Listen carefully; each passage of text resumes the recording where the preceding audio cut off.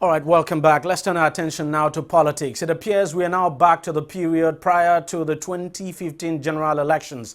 Now, take your mind back. Before the 2015 general elections, we saw an unprecedented number of political defections. I mean, politicians jumping from one party to another. Of course, the bulk of the defections was between the then opposition APC and the ruling PDP. Notable among the 2015 defections were 5 sitting governors at the time who defected from the ruling PDP back then now to the APC. Now, it appears the defections we're going to see this time around will beat the record of 2015, because even with close to 2 years to the next general elections, the number of defections we have seen so far is mind-boggling. And this time, it's been mainly one-sided so far, with most of the defectors, I should say, leaving the troubled opposition PDP for the ruling APC. In the last 2 months alone, the PDP has had it so bad. 2 senators, John Enol from Cross River, recently dumped the PDP for APC, while Yeleo Mogunwa from Ondo State did the same. There are rumors that the Cross River State Governor Ben Ayade, who is of the PDP at the moment, may soon jump ship, since his close allies and supporters are all moving to the APC. Already 2 former governors from the southeast, Sullivan Chime of Enugu State and Martin Selechi of Ebonyi State, have left the party, under which they governed for 8 years as governors, to join the APC. And just last week, there were rumors that the former Minister of State for Defense and stalwart of the PDP, Musili Obanikoro, is making arrangement to abandon ship and join the APC. Of course, the PDP and close associates of the former minister have strongly refuted the rumor, but as the popular saying goes in Nigeria, there's no smoke without fire. Besides, Obanikoro himself has not said anything since the rumor broke, so don't rule anything out, at least not with Nigerian politicians. So the big question is, what exactly is fueling this defection? Some have said most of the defectors are rushing into the APC to avoid being prosecuted for alleged malfeasance they committed while in office. But there are quite a number of politicians with cases before the EFCC whose cases have actually continued even after they defected to the APC. Joshua Dariye, the former governor of Plateau State, is a good example. So too is the case of Murtala Nyako, the former governor of Adamawa State. Now, some have also argued that the defectors have the rights to jump ship to actualize their dreams of serving their people, and so there's nothing wrong with it. But then, we know that the National Assembly is looking at amending the Constitution to allow for independent candidacy. Some people have argued that that would check the rampant carpet crossing we see all the time in the Nigerian political landscape. But could that be the case? Joining me now to dissect these issues further, I have Osilama Ofoku, who is a political analyst, and then I have Dr. Tokumbo Pierce, a political analyst as well as a one-time member of the PDP. I don't know which PDP now. Is it the McCarthy PDP or, well, I think it was the PDP when it was together. There was the PDP. I was a member of that unified PDP. When PDP was together. And then after the breakup, I was actually Lagos State spokesperson for the Mudu Sharif PDP. But I am no longer a born-again political analyst. Public affairs analyst. I don't believe in any of the 2 parties. So. And I think I just have to start. Let me start with you. First, let us look at this issue of independent candidacy that I actually raised in my intro. Do you share that view that if we had that, because we understand the National Assembly very likely will make that amendment, it will become part of the laws of this country, do you think that could check this rampant carpet crossing, defections we're seeing? Well, I don't know about the carpet crossing, but I know one thing for sure.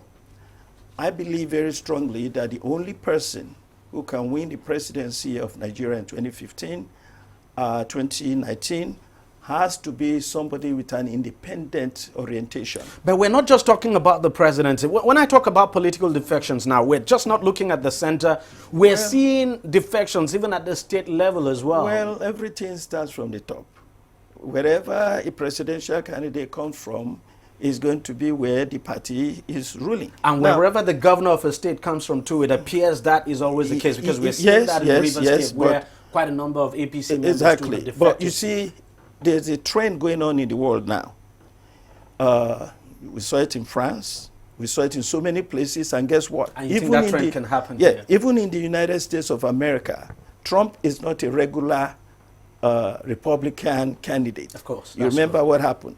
So it's going to be about ideology now. The person who will win the presidency will be somebody who believes in restructuring Nigeria. So in other words, these people who are busy defecting from one party to the other, just wasting their time. Yes, yes. You see, this is the old format. You remember the point you made about people crossing to parties to protect their interests so that they will not be charged to court and so on. They want to protect their corruption. It's what happened with PDP. This is what really broke PDP up. Nyako was looking for protection. Siraki was looking for protection. Jonathan said he was not ready to protect any of them. And that's why they defected to the APC, to fight against Jonathan coming in so that they will not be prosecuted. The same thing is going on now. I bet you that time is over. Nigeria has changed. Not getting the protection. Nigeria is changed. There is no APC, by the way. There are at least three APCs. There is the Buhari Oyegun APC, 1. There's the Seraki APC, 2. Then there's the Bola Ahmed Tinubu APC. Now, these governors are so locked in the past, they cannot see the future. They're wasting their time going from one dead party to another dead party. We need an ideological front, and that is going to come from somebody, whether he or she is in the APC now, or PDP now, or non-aligned now. It's going to be independent thinking kind of person who comes with an ideology to restructure this country, to empower the federating units so that we can use our natural resources to develop according to our own pace. I'm going to come to you. Osilama, you get the impression from the way he's sounding that basically, I mean, from my own study of politics, especially the Nigerian politics, I would say he's talking what is actually good. I mean, when he's talking about what you have in the books, but in reality, it's a different ball game. Let's tell ourselves the truth. Do you think these people who are defecting now are wasting their time, that in 2015 it's going to be about ideology? 2019 is going to be about ideology. Can things change so fast for Nigeria? No, they can't. I mean, it's not something that just takes root in 2 years. Let's even put certain things into perspective, first of all. If you are, we like to draw references with America. I mean, so let's look at America. To play politics in America, you either have to be a conservative, right? Which gives you bent towards, let's say, the Republican Party. Or you're liberal. You are liberal, you tend towards the Democratic Party. Yeah. That too now determines the policy bent you take when if you get elected. Now, as a Democrat, you are more demand-sided. As a Republican, you are supply-sided. In other words, you either tend towards Main Street or Wall Street. Those are ideologies. And the moment you jump ship from one of those parties, you lose your base, you lose your support, and you are toast as a politician in America. Those ideologies are absent. We do not have them, not in the present dispensation. If you cast your mind back to previous perhaps democratic in the 60s. That's what I'm saying. After the 60s, even let's not even go to the 60s, because you and I, that we were born there. I certainly wasn't born. But at least I can remember some part of the 70s. Obafemi Awolowo, Nnamdi Azikiwe, people like Ambrose Ali, the governor of the then Bender State, Ajashin, Ondo. The parties then if you look at the Lobo State, you could say, okay, if you are within the then Lobo State, Lagos, Ondo, Bender, and Ogun, you could say, okay, yeah, I will enjoy free education, free health, and stuff like that. Those ideologies, we don't have them anymore. Could we say, sorry to interrupt you, could we say the fact that the military intervened and then sometime in the 90s, of course, we saw Babangida introducing the two-party system, that actually kills that ideology? I would say to a large extent, you know, there was apathy and some lethargy from quality Nigerians. quality, I'm using the word quality, Nigerians with I'm not using the word qualified now. I don't want to believe we've ever lacked quality. No, that's what I'm saying. A lot of people stepped back. They were not trusting of the processes anymore because of, actually during the General Abdul Salam period. And then you had not the right set of people with less than sterling qualities who now took charge. And the moment they came in, they took charge, they took control.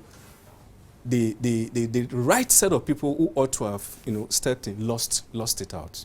You see certain people having to go and bow down or kowtow to, someone who ordinarily should not even be in the same room with them, and you refer to them as my leader, my leader. A lot of things went wrong, and it's going to take a whole lot. A 360-degree turnaround, just like a 360, and program. because that A 360-degree turnaround. That is 2019. one. It will not happen in 2019. Secondly, though you've already, averted to that, the truth is, a whole lot of these people who are moving to the ruling party now, they have cases to answer with the EF. So what you are saying is a flight to safety. It's a flight to safety. And I do not agree. I do not agree with you and your analysis that they are not getting protection. Have they been? Have you seen any of them that has been sentenced to jail? Well, the cases are still in They court. will drag forever because there are ways they will be protected and those cases will drag forever.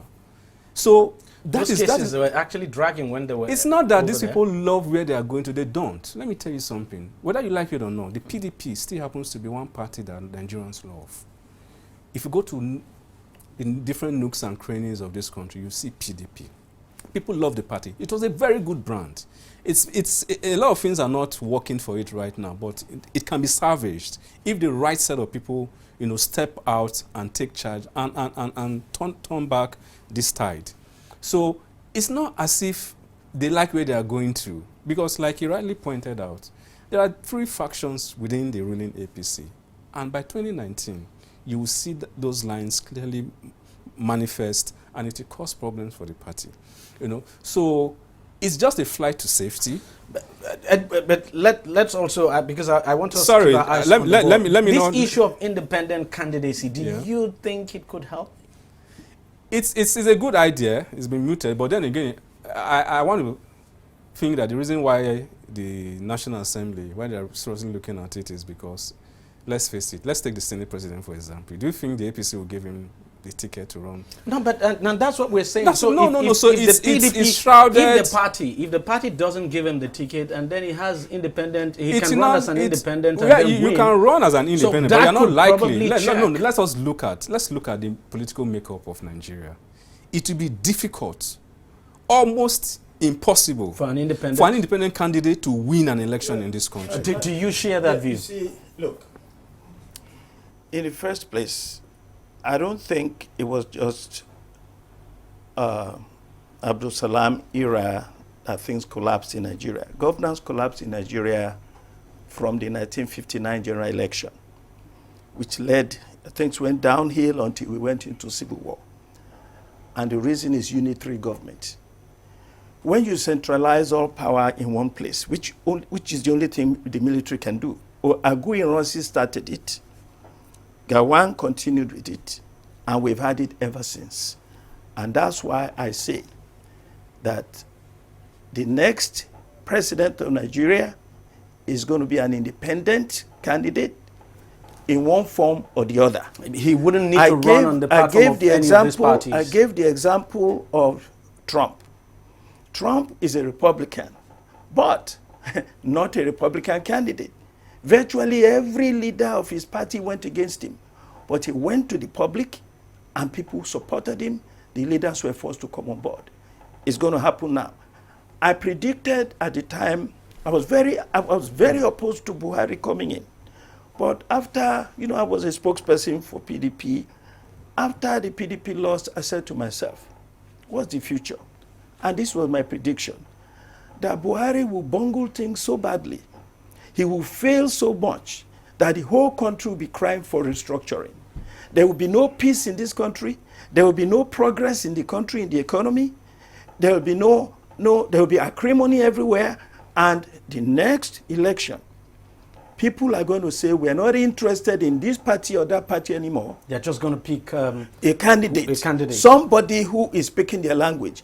I don't know whether you realize how much this issue of restructuring even though I still have it's going to happen. I predicted what is I happening now. I am predicting what will happen in 2019. I would still argue with that because Yes. I still think that, you know, the electorate will still go along party lines. There is no PDP now. That's what I think. There is no APC now. A new party or new parties will come and they will be like independent parties. Since there's no APC, I don't see it. Don't you realize what you are saying? Both of you are saying the same thing, that we all realize there's no APC, there's no PDP. Therefore, what's the third one? Independent. For me, I think there's something we are missing out. We operate within a society where there's too much protectionism. Corrupt people are protected. That is why, like I keep harping on this fact, it's a flight to safety. It will continue, whether it's APC, if PDP comes back or some other party. They are just nomenclatures, they are just alphabets. APC, PDP, SDP, NRC, they are just alphabets. And people there without ideology, they will move there because we have not dealt with the fundamental issue. The fundamental issue is corruption. If you don't have anything to hide and run from, you will not have need to run. No, but let's tell ourselves the truth too. It's the truth I just told you. Let's tell ourselves the truth. Not all of them who are defecting are actually corrupt. Name one. Hold on. Not everybody who is defecting now even actually has any case with the EFCC or anywhere. As a matter of fact, some people who are defecting now do not even hold any political office at all. They are aspiring, and some of them just think that, well, you know, I just need to align with the ruling party, that then maybe my chances will be brighter, because there's this general impression in the country that the ruling party usually you are echoing me. It boils down to corruption. It shows that there's corruption in the process because you believe that the only way for you to get elected is for you to be in the ruling party where the process will be compromised. It boils down to corruption, so it's fundamental. That's a difference. That is it. That is it. If you step out and say, I want to rule over my people, or I want to govern over my people, these are the things I want to do. You articulate your manifesto. You can just run on your own. And then even if you don't run on your own, like I said, let's face it, you need 1, 2, or 3 of these strong platforms. Or else nobody's going to give you a look in. That is the truth. That's just the truth. The thing is, if you come out and the people buy into your vision, they'll vote for you because they want you to fix their road. They want their children to go to good schools. But don't you think it's also important that even the political parties themselves, you know, change the process by which they also put forward their candidates? I mean, because you look at the process itself. I think that Nigeria has changed since Buhari. The 2015 when you run on the election, platform of change, of course there's changes. but change for the worse. Exactly. Yes, but there's a change. And the change is that people voted for him because they truly thought that he had a plan. Evidently, they didn't realize that he had a goal, but he had no plan. And he didn't have the capacity to fulfill any plan. But something happened in that 2015 election that humbled me. I was shocked. People were looking for progress. They were looking for politicians that were not corrupt. They were looking for politicians that were efficient. And the same thing will happen in 2019. Yes, that's exactly. That's what you mean. And if that happens, a person who comes out with an ideology to reorganize Nigeria in such a way that we will have more security, that our economy will grow, and we will have more peace. Look, the Sadana said something in Sadana of Sokoto in 1953, which is an 8-point agenda. It amounted to something close to a confederation. He said, God did not make Nigeria, the British did. We cannot operate this way. The center cannot be this strong. No stage, no federal government. Can I ask you a question? Should control everything. If the center becomes weak, yes, sir. the component units become strong, yes, will it check defections? It will check corruption at every level. No, it will hold check on. in efficiency. Hold on. Look, Hold on. political parties. That's the reason I said. That's the reason I These said. deflections I want us to keep, are now because I want there's us to no keep the ideology. I want us to keep the discussion now. Around deflection. The issue. The deflection. It will. You know why? So we would not see defections at this. Wait a minute. Not at this level. Not at this rate. What's going on is people are deflecting because there's no ideology, right? No ideology. There's no difference between APC and PDP. So by the only reason they are going is because they are looking for opportunity. So by decentralizing, by bringing power to the component units, that with the ideology would bring about the ideology will bring about a situation where you will now have to take a stand. Are you for this or against it? If you're against it, you go to the party that is against it. If you are for it, you come into the party. I'm waiting for a party that will come up with an ideology before I join any party now. Let's just give him. Let's give him. I don't want to go, towards that direction, because I think it's a totally different discussion. For me, I think the challenge we face, the reason why you see even at the local levels, is because even the process, the internal processes of churning out the candidates, they are flawed. Very, very flawed. So people get angry and maybe at the spur of the moment, move to the other party, not caring what they are going to meet there. Just emotions. So no, it will not. Until we correct the fundamental flaws internally, you will continue to see these issues. I think the parties have a huge role to play. They have a huge role to play. It's difficult to just decrete. If the parties themselves decide to reform and stick to certain ideology that you've been talking about, they will attract the right kind of people. The right kind of people are there. That's just but unfortunately, before I came, I had a chat with someone. He threw up. There's a platform I belong to, and he threw up, a picture, that he showed a picture of the president-elect of France now, Emmanuel Macron, and one African president. The Macron old enough to be his grandchild, but he was president of Cameroon. Yeah, but the thing is, the point. What I said was, you have Emmanuel Macrons in Nigeria, but the system does not give them the opportunity to come up. Even when some of them try to come up, their peers and their age grades do not give them the requisite support. Yeah, and I'm happy you said that, because it's also important that we must realize that we as a people we are the problem. The blame. I mean, we as a people, because you talk about, when I say as a people, the voters themselves should share in the blame, because if a voter goes to the poll and has a checklist of the kind of candidate he or she wants, I mean, he definitely would not look at but then again too, let's not be oblivious of the fact that we are not as intellectually and educationally advanced as America, for example. So we need to be careful. France. Let's not compare apple with oranges. I disagree. Let's not compare apple with oranges. Information is important. I disagree. Literacy rate is key. Okay. That's what I mean. You cannot expect literacy rate. a country with 60% illiteracy to function the way you just said. People just sometimes vote for the party, not knowing who the candidate is. Or sometimes I still think Republic, they vote for somebody I still think the parties have a lot to do here. I agree with you. We talked about back in the 50s and 60s. You easily could tell what, for instance, a party like the UPN stood for and the MPN, what they actually stood for. Yeah. You just could tell. Yeah. But this time, in fact, you can't tell the difference between the PDP and the APC. Like I said, it's because... Just like we found it difficult. As a matter of fact, even the NRC and the SDP too, quite difficult at the time to tell the difference. We've never had any situation in Nigeria where we had clear ideology. It was personality driven. It was tribalistic driven.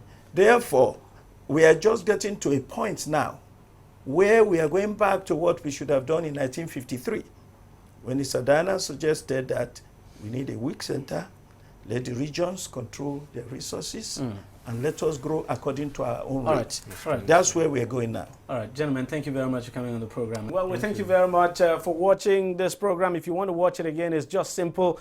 All you need to do is go to our website, tv360nigeria.com. You'll see this program there. You can also subscribe to our YouTube channel. The address is youtube.com/tv360nigeria. Do subscribe now to get the latest videos and updates. You can join us on Google+. It's at TV360Nigeria, or like us on Facebook. The address is facebook.com/TV360online. You can also follow us on Twitter. Our handle is at TV360online. Well, thank you very much for watching. We'll see you again next week.